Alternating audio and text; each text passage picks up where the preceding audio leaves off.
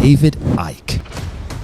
One of the world's most controversial figures, he has been banned over 26 countries.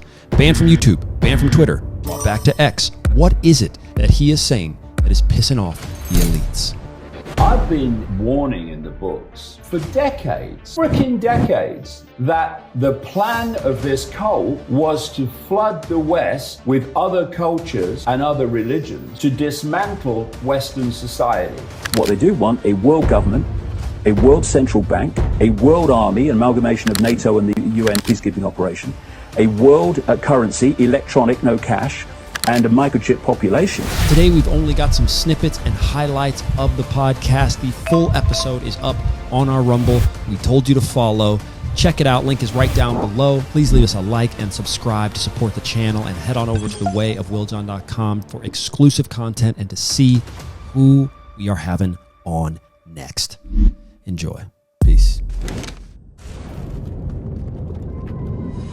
Way of Will John. David Icke, it is a pleasure. How's it going? Very good. It's a pleasure to talk to, I was going to say a fellow professional footballer, but you still are, and I was long ago.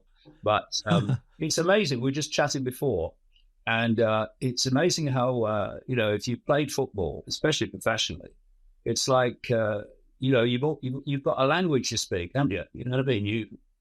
Totally. There's this point of connection with anybody who's played professional football. Totally. Yeah. Especially, I've played all over the place. And being an American that's played most of his career in Europe, it's a whole wild experience, because I started in the MLS and I've seen that grow now and, all to what it is now. And coming over here, it's wild. And the world is different, obviously, much so from when I started to now, which is why you are here. Yeah. And well, I'll tell you what, the world's a heck of a lot different to when I played in the 1960s. Early 70s, and when I was born in the 50s, 1950s, my goodness, mate, what a different world it is now. TheWayofWillJohn.com, exclusive content and programs on manifestation, making money, hidden knowledge. Finally, reach your full potential. Well, how do we make sense of that? Because, I've seen plenty of your videos. I've been watching your videos for years and years and years, and it's a dream come true, obviously, to be able to ask you some of my own questions. And I know you endured and you've talked at length about the amount of ridicule and things that you've had to go through only to be proven right in so many different cases. And that's the world we live in today when so many people are awakening. And so I want to just maybe start this off with, today is going to be the first debate between Trump and Kamala Harris. And American politics, being what it is, has a large effect on the world. Could you maybe just give us an understanding of where we're at in the world with current events and how you see this potentially playing out over the next 2 to 3 months? Well, I've always worked on the premise that whatever I know, there's always more to know. And if you don't do that, then you can start to solidify into an eddy going round and round where you think, oh, I've got it now, I can see what's going on. But there's always more to know. And so over the years, I've started off looking at, in the early 90s, at who really runs the world?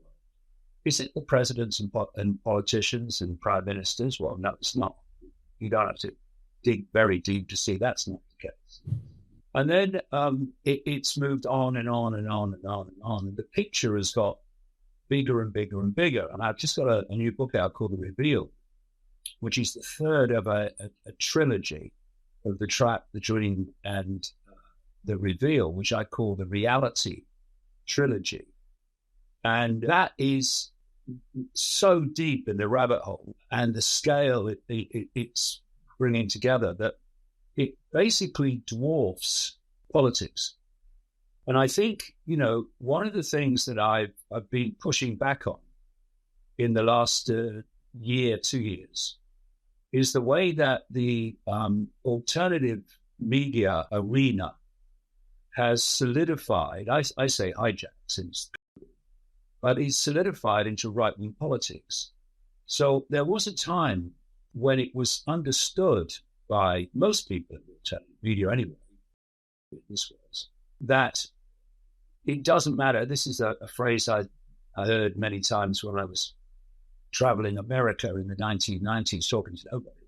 It doesn't matter who you vote for, the government still gets in. So what's happened is that understanding that we live in a one-party state masquerading as political choice has regressed into Trump good, Harris bad. Now, I don't buy that at all. I mean, I think Kamala Harris is a joke figure, and she's very much part of this appalling, disastrous Biden administration.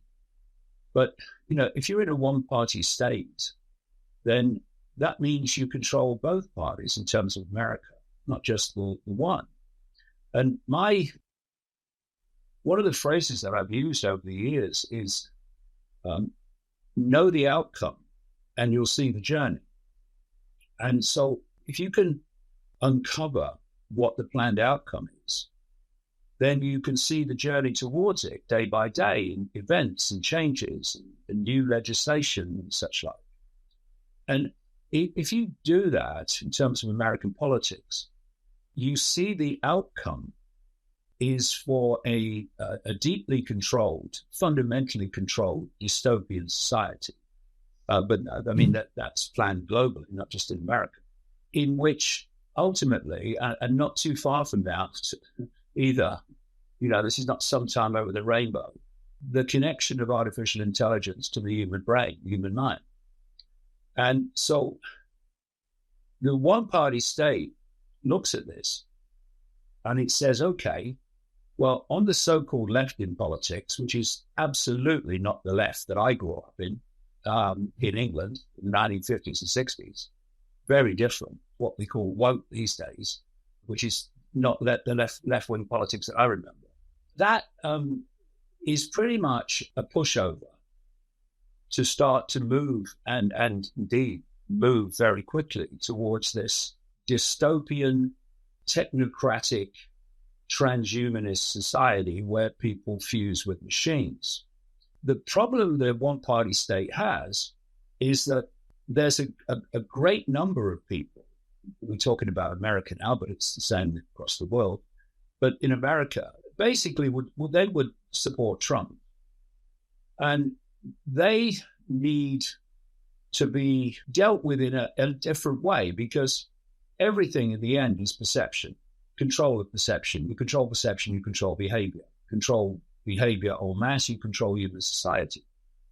And so their perception of going towards this transhumanist connected to AI society needs to be dealt with differently.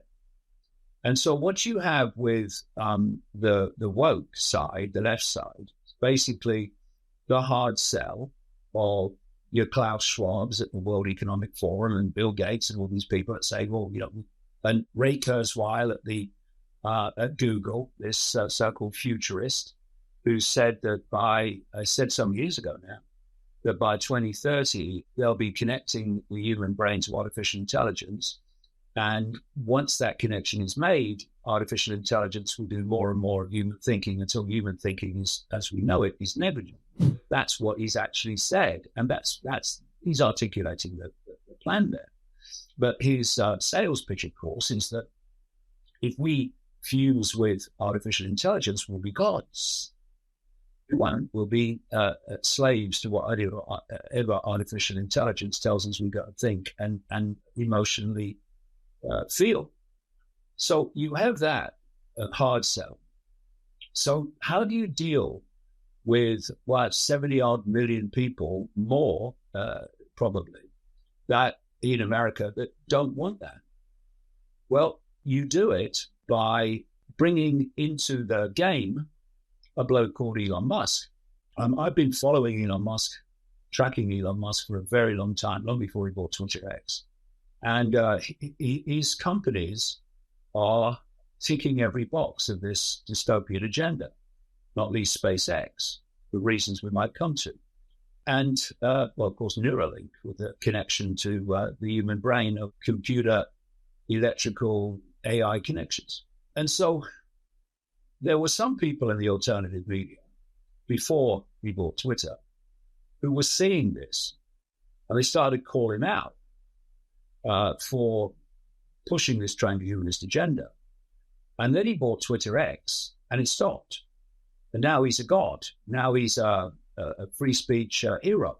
And what is he doing? He's giving the soft sell to the same end. This is why, Trump-Harris is a diversion in a way, in a big way, because it's which side of the one-party state do you want to support this time? And in another 4 years, you'll get the chance maybe to support another side of the one-party state, but it's still a one-party state. So the soft sell is this. It's Elon Musk saying, first of all, that AI could be the end of humanity as we know it. True, that's the idea, to take away what we now consider to be human thought and emotional response. So what does he say? Well, look, AI is inevitable, right? It's going to happen. Well, of course it's happening because of human decisions. Low orbit satellites are being put up there in fantastic number by SpaceX, others, but SpaceX overwhelmingly, thanks to decisions made by the Federal Communications Commission. And these low orbit satellites are firing this cloud, as they call it, this electromagnetic field, which is expanding all the time as more satellites go up. And this is fundamentally part, for reasons I'll come to, I'm sure, to this AI connection to the human mind and human perception. So he's saying it's inevitable. The FCC could have made other decisions and said, no, you can't do it. And so because it's inevitable, and of course, AI is getting on and getting more and more intelligent, and it's going to pass human intelligence, the singularity, they call it.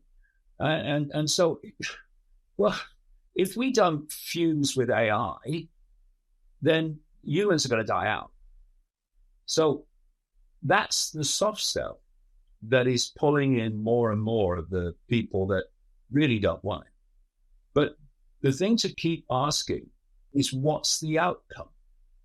And the outcome of the hard sell is the human brain is connected to AI, and the outcome of the soft sell is the human brain is connected to AI. And it's a different pitch to different perceptual groups. So the pitch to the woke Harris, if you like, quote, left, is different to the pitch of the Trump group, but the outcome is the same. And this is why in the last few weeks, Elon Musk has gone from making endless comments. I mean, he says that 80% of his time he's done engineering and designing. Right. Well, no, 80% of his time, if he's actually posting it, he's on Twitter. It's like machine gun. And suddenly there was a switch. He was making comments and all that stuff, but he was not being overtly political. And then suddenly he becomes very, very political for Trump and against Harris. And, you know, they say that, and it's true, that people like Mark Zuckerberg at Facebook are manipulating elections by the algorithms and what they allow to be seen and what is suppressed. And he very much was involved in the manipulation of the last election, which Biden was supposedly won. But what Musk now is doing with Twitter X is exactly the same. He's fundamentally using that platform as a Trump support machine and an anti-Harris operation. I mean, I look at this every day and I see it. It's blatant now. It's almost hysterically blatant. And then you've got these other people like Peter Thiel. Peter Thiel is an AI guy. He was the first private investor in Facebook, made a fortune out of that. He started an organization, a company called Palantir, which provides surveillance equipment and technology for the Pentagon and for the American intelligence network, plus foreign networks as well. And he is on the steering committee of the Bilderberg Group, which is what they call a globalist organization. It wants this world government dystopia. Been exposing that for decades. It started in 1954. It used to be Holland at the Bilderberg Hotel. It's the name. And so he is a funder of the political career of J.D. Vance. He's also a business associate of J.D. Vance. He's also a business associate of Vivek Ramaswamy. J.D. Vance, of course, became the running mate of Trump, and Ramaswamy is a massive Trump sycophant and supporter. And when a few months ago now, I suppose, in the summer, they were knocking names around for who was going to be the running mate of Trump, and J.D. Vance came up, because I knew the background and the connections to Thiel, who was on the Trump transition team in 2016 when he won the election. I knew it was going to be J.D. Vance. They were going to pick, and they picked. That's what they picked. And so there is a significant group of people around Trump, Musk, Thiel, and others, that are absolutely part of this AI human fusion agenda.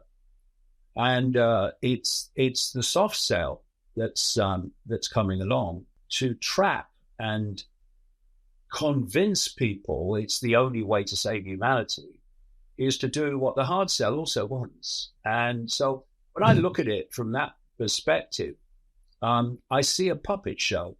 I see a vaudeville show. And, the outcome is planned to be the same, whoever wins. Obviously, right. The emphasis now is on Trump, but who knows? But it's so far, this whole question of Trump or Harris, the same in every other country.